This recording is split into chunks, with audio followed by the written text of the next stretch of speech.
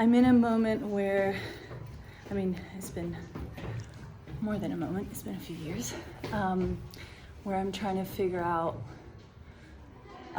where I belong as a Jewish person that has kind of a lot of history in many different lands, and like I've also had a lot of history in a lot of different lands, and like I've moved around a lot, and I'm trying to figure out like where is home, and home in my body hasn't always felt safe because of just experiences that have happened, but also it's been my safest space. Wherever I am, it's like this is where there is home. And I think it started from like my heart, and like that's like this like tender, really like vulnerable place that I kind of like is hard to hold, but at the same time is like where everything is, where everything lies, like all of my experiences and like the essence of all of my feelings towards what I've done and my choices and where I've gone. So I think it started from that. And then I was trying to like be led by the music because I didn't really know like what it is, like belonging home, like belonging as a Jewish person, as an anti-Zionist Jewish person. That's like, I have family in Israel, I am Israeli, but like with everything that's happening for the past 18 months and more, it's just like really even more deconstructing like what I want that to feel like, to be a Jewish person when I am in Palestine, when I am in other places in the diaspora. And yeah, so I was kind of letting the music like lead. And I think what came out was just like a lot of like breaking and reshaping, and then my hands just kind of became a bit softer. I love that bit, by the way. Yeah, and I don't know. Yeah. I think that just meant like accepting that like, you know, I'm transforming it already. You know, I'm already transforming by being here. I've been in London for 10 years by using movement to kind of connect me to my Judaism. Yes, by using movement to connect to my Judaism, by using movement to connect me to people that are more aligned with, you know, the future liberated for everyone world that I want. And yeah, I think it was just like letting myself be soft about the fact that I don't have it figured out, but I'm already figuring it out. And like that being me reshaping where home is, and just letting it like be around me, you know, like ending with this kind of, it's where around me, like where I am, like here, here-ness, nowness is home because I make it, because my heart is here now. And as long as I'm being led by the heart, then that is where home is. When I'm constricting the heart, that's when it's like, I'm not gonna feel like I belong. So what has made you feel constricted, like in what spaces, or when I say spaces, it might be spaces in your mind or physical spaces? Have you felt like I didn't belong, or I don't know where I am, or where, if you don't mind sharing? Yeah, no, of course. And you can record this. I feel like moving between a lot of disciplines and moving between like a lot of cultures and borders and having multiple nationalities and just cross-border belonging, that has made me feel really like constricted, because I'm always a little bit excluded, and I'm sure a lot of people can relate to this, like being like absolutely. just never, like always, always a bit of an outsider, always, you know, even within a group that I'm like, I really feel like it was amazing and that felt great, but like they've just had a whole history that then you know you're not going to be able to put that time, because you have other spaces that you belong to as well, and you can't just be there and do everything as that group and as that collective. And in my mind, I felt constricted, just like what we were talking about in the thing about anxiety, and just, I think, the opportunities that I feel like come from being part of so many like entangled borders and spaces, and I feel like that brings a lot of opportunity, but at the same time it puts the usual pressures that we already have within a capitalist world, as a body, as a female queer body, as a whatever, all of these identities, it just puts it even more, because my brain just thinks that there needs to be, like, I'm not enough and there needs to be more, and so all of those like anxieties are just like, I feel like this society, and I've lived in it all my life, but I still don't feel 100% part of it. Because I don't feel like I'm originally from here. Whether or not I was born here or not, I've always been excluded. I always have to put on a mask in certain spaces, whether I liked it or not. Because if I'm myself, people don't like it. yeah, So that I kind of connect and understand that. But this society puts a lot of pressure on people to do things fast, to do things this way. This is how you're supposed to be. And then there's so many different things, new things coming out that we have to be part of. And then that, to me, that is what's causing people to just be like, oh, I've got to be this, I've got to be that, I've got to be this, I've got to jump on that trajectory. And then it's confusion. And it saturates you. It just feels like you're like, and then who am I then? it's there must too be a many, simple version of the basic me, and then, you know.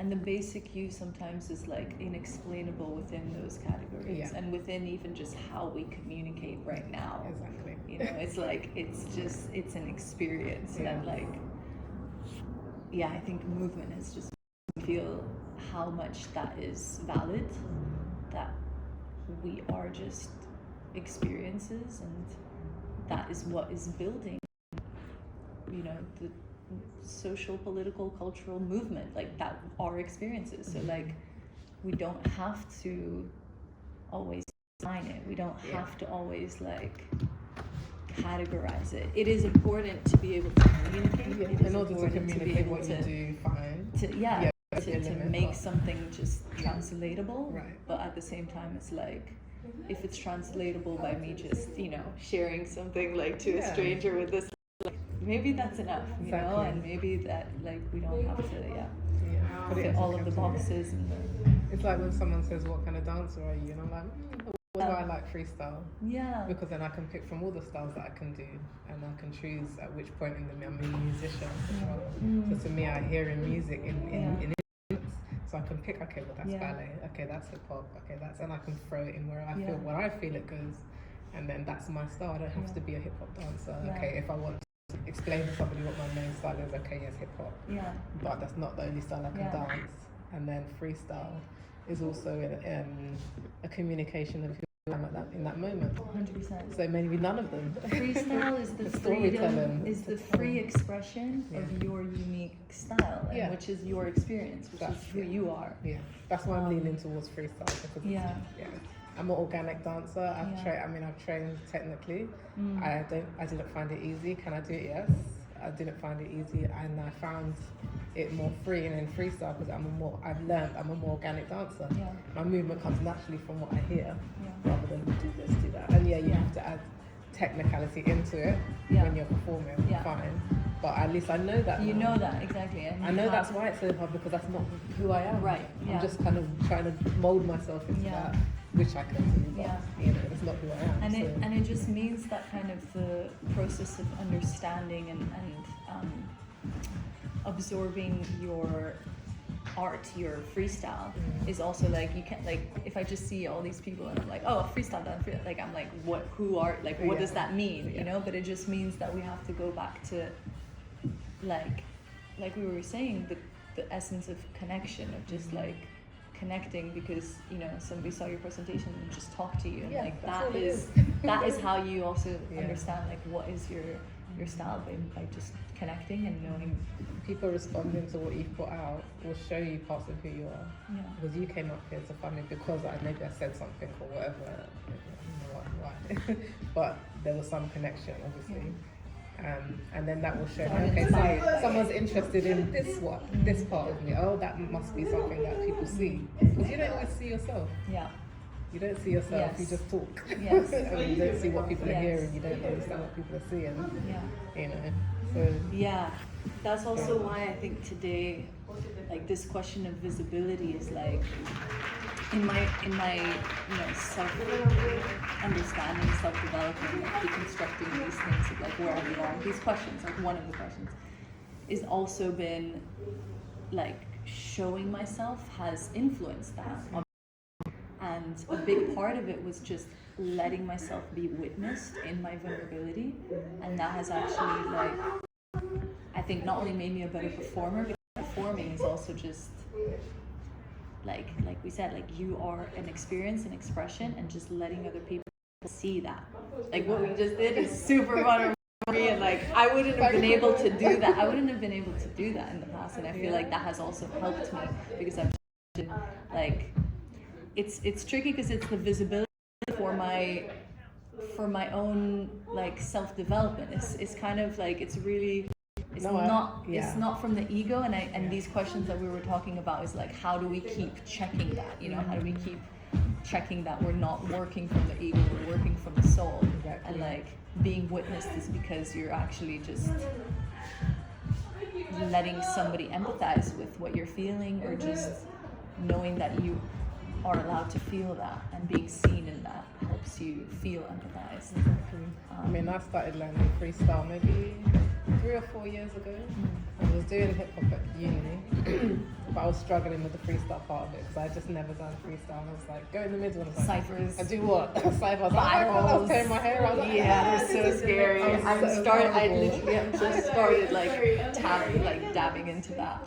So I was like, okay, I can't keep doing this. I need to go and find. So I found this guy online. You might have heard of BTM, Beyond the Moves. Okay. Yeah. Actually. Right. So I've joined them, and that's what helps me. Remember, it helped my confidence. It helped me learn how to storytell. And now I've discovered I'm a storyteller. Yeah. And so now I'm going there more to learn about how to tell my story better in movement. So if there's a song and I'm interpreting it, if I'm doing a choreography, or I'm putting it on other dancers, I will do something like what I've done with you just now. And I'll get dancers to do that, tell me their story, and that story goes in, because I feel like everyone's personal story, when an audience is watching, they connect with something real. You know, we were talking about having something real. They're connecting with something real. So I don't say, okay, this is what I want you to do, here's your character. I don't really do that. I'll say, tell me what your story is in relation to what I'm doing the piece about. Tell me your personal story, dance that. Because when you're dancing that, people will see it. And that's what I'm aiming for. You know, you were saying, who are you aiming for? What are you aiming for? I'm aiming for people to see real stories and be affected, whatever that looks like, by that. Because it's real. It's a real life story. And I think that only the dancer can tell that. I can't put that on the dancer's body because it's their personal story. So then the dancers that work with me get a chance to explore themselves.